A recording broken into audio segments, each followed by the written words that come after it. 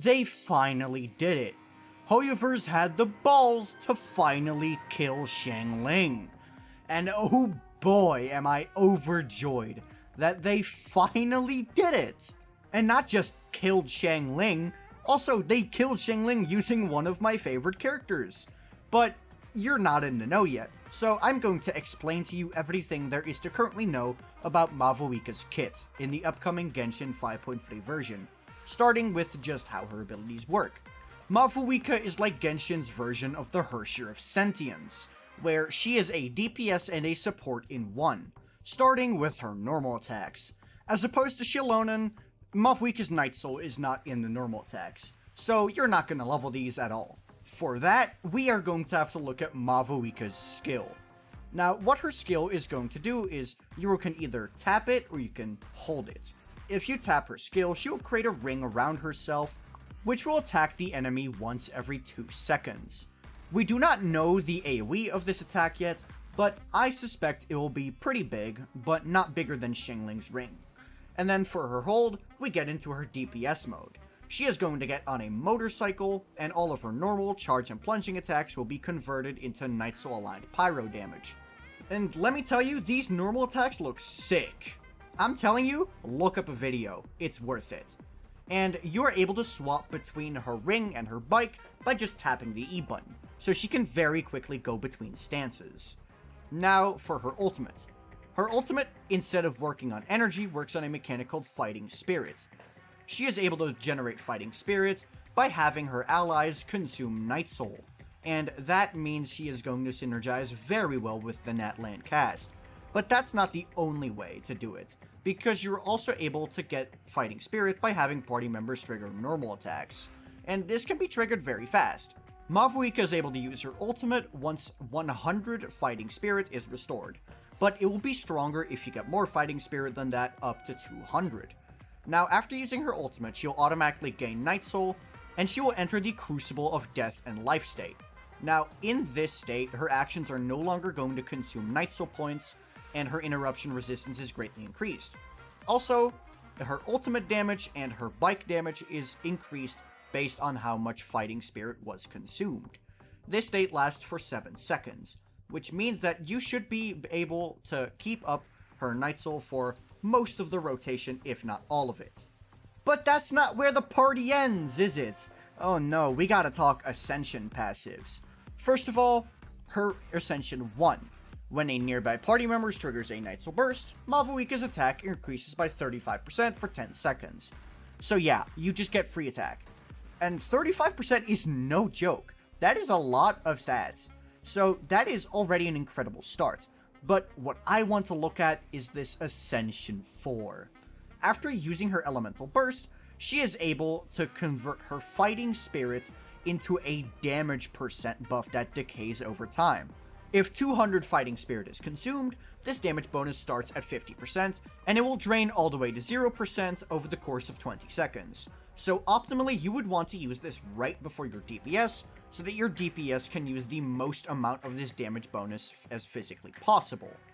And honestly, I think that balances out pretty well, and it's even better when you realize, oh wait, that means I can Bennett buff my Mavuika burst. And considering the fact that this burst will do a lot of damage if you have 200 Fighting Spirits, oh yeah, we're locking in with this one.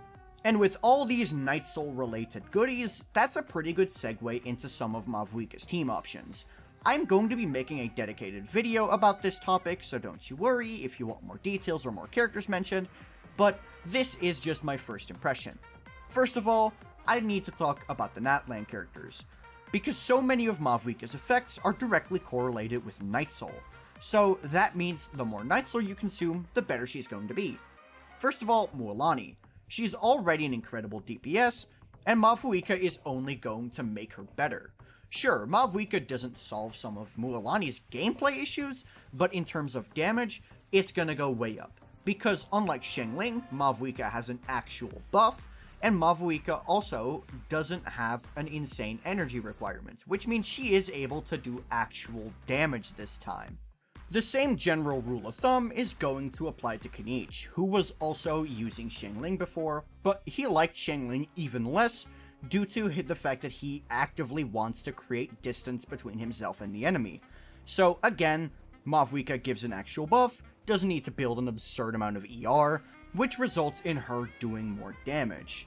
Now, for Chaska, it gets a little bit more weird, because Chaska currently really likes Bennett, but she would also like it if she didn't use 2 goddamn Pyro characters. So, Mavuika plus Bennett, that's gonna be really weird. So, what are we gonna do about this?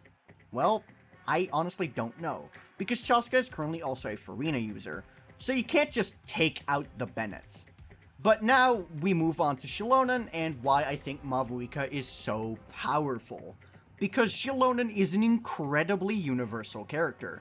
Shilonen works with the likes of the previously mentioned Mualani, but also characters like Linny, Arlecchino, Navia, Nouvelette, Hu Tao, Clorand. The amount of teams that Shilonen works in, combined with Mavuika's high damage output, as well as her being able to buff, is kind of ridiculous. Any team that isn't disrupted by Pyro application would love to add Mavuika to their repertoire. It gets even better when you realize I'm a Navia main, so I decided to be a little bit special with her. So you know how Navia's rotations are flexible and she doesn't really need to stay in for an extended period amount of time?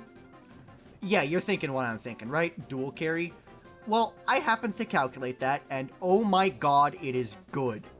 This might be one of the best teams in all of Genshin Impact, and I am just happy to say it as a Navia player.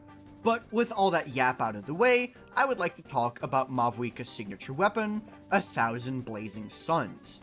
It has a base stack of 741 with 11 crit rate, and when you use an elemental skill or burst, you will gain an obscene amount of attack and crit damage. To be precise, it's 36% attack and 28% crit damage. That is a really good weapon, but Claymores especially are able to enjoy this because outside of the Serpent Spine, there really isn't that many universal Claymore options. There is also the Red Horn because of the big crit stick, but that's kind of disappointing. Now we have an insanely high base stack weapon with crit that also gives really good stats for just using your skill or burst, which, let me remind you, every character in the game does. This is just an absurd Claymore, and I think everyone who likes Claymore characters should at least try pulling for this. And now finally, we get to Mavuika's Constellations, which, I'm gonna be honest, they're kind of absurd. I think much like Farina, they just gave her incredibly strong constellations across the board. First of all, Mavuika's maximum Nightsoul points is increased to 120, where it was 80 before, so that's essentially plus 50% uptime. And then, guess what? Additionally, she gains 40% attack after 8 seconds after getting Fighting Spirit. And oh, that's not over, because she generates Fighting Spirit 25% more efficiently. Oh yeah, remember the Nightsoul restriction she used to have? Not anymore, and you also get 40% attack out of it, just for free. It's just a better Farina C1. Now we get to the C2, which, if you know Archons, you know this one's gonna be broken, and this is no different. When Mavuika's in the Nightsoul Blessing state, which is essentially all the time when she does damage, her base stack is increased by 300. That is almost double of what she has at base. And that's not even it, because if her skill is currently in ring form, the nearby opponent's defense will be decreased by 20% just for free, and for every point of Mavuika's attack, her normal attack damage is increased by 1. And when I say that, I mean it's flat damage. So if you're using something like a Bennett with her, oh, you can expect to get 4,000 flat damage on your normal attacks. For reference, a 4,000 attack Shen Yun will give an 8,000 flat damage buff, and that's only on plunges which are slower. So yeah, kind of insane. Well, let's move on to the C3, which levels up Mavuika's burst. I don't know if I would prefer this over the skill, but I'm gonna be honest, for sub DPS the burst is probably better to level up. The C4 is also incredible. You know her Ascension 4, which decays over time but gives you a big damage percent buff? Yeah, now it just doesn't decay anymore. You just have a 50% damage bonus for free. Hope you enjoy it, because it lasts your entire rotation as well. Have fun. And now it's time for C5, which just levels up the skill. This is best for main DPS Mavuika, but I'ma be honest, I think the burst and skill are pretty interchangeable. Then we finally get to the C6, because her skill is going to get a bunch of buffs. First of all, the ring, when it attacks, she's going to summon her bike to do an extra hit doing 200% of attack. And considering that the scaling at level 10 for just the skill is 230%, you're essentially doubling that. Not exactly doubling it, but it's close enough. And then when you are in the bike mode, her ring will follow her instead, doing 400% worth of attack as Nitro Align Pyro damage every 3 seconds. This is a very good amount of damage as well. 400% is a higher multiplier than any of her normal attacks, even when you add the buff from the burst.